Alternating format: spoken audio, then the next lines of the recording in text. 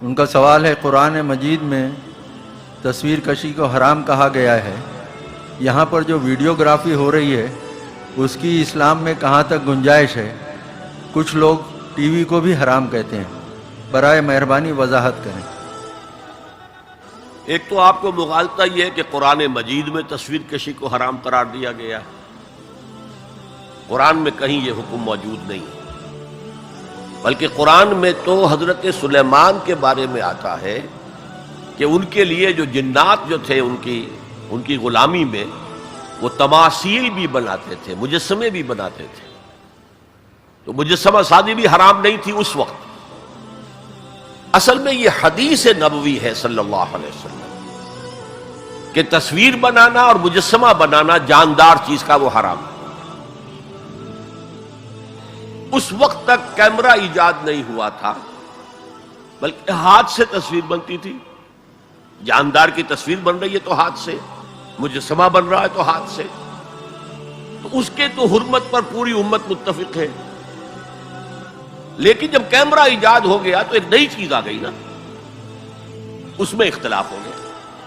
جیسے شاید آپ کے علم میں ہو، لاؤڈ سپیکر پر ہمارے بڑے بڑے علماء کا فتویٰ تھا اذان حرام ہے، خطبہ حرام ہے، اور فتویٰ کس کا؟ مولانا اشرف علی تھانوی رحمۃ اللہ علیہ کا۔ ایک نئی چیز آئی تھی، اس کے بارے میں ان کی رائے ہوئی، لیکن آج آپ کو معلوم ہے کون سی تھانوی مسجد ہے کہ جس میں اذان جو ہے لاؤڈ سپیکر پر نہیں ہوتی اور خطبہ جو ہے وہ لاؤڈ سپیکر پر نہیں ہوتا۔ تو نئی چیز کے آنے پر جو ہے یقیناً اختلاف رائے کے پیدا ہونے کا امکان ہے۔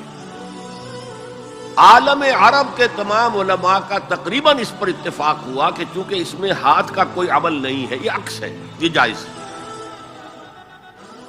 علی الاطلاق جائز۔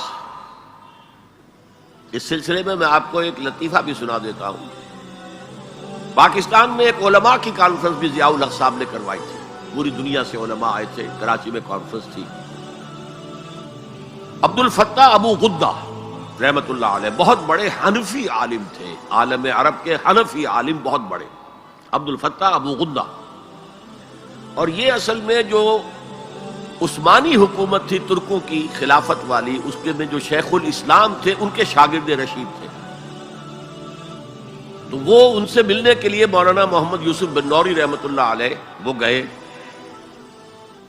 تو ساتھ ہی دعوت دے آئے۔ وہ تو ہوٹل میں جا کر ملے، ساتھ ہی کہا کہ ہمارا وہ دارالعلوم ہے، وہ بھی آپ ذرا وزٹ کر لیجیے، دیکھ لیجیے۔ وقت مقرر ہو گیا۔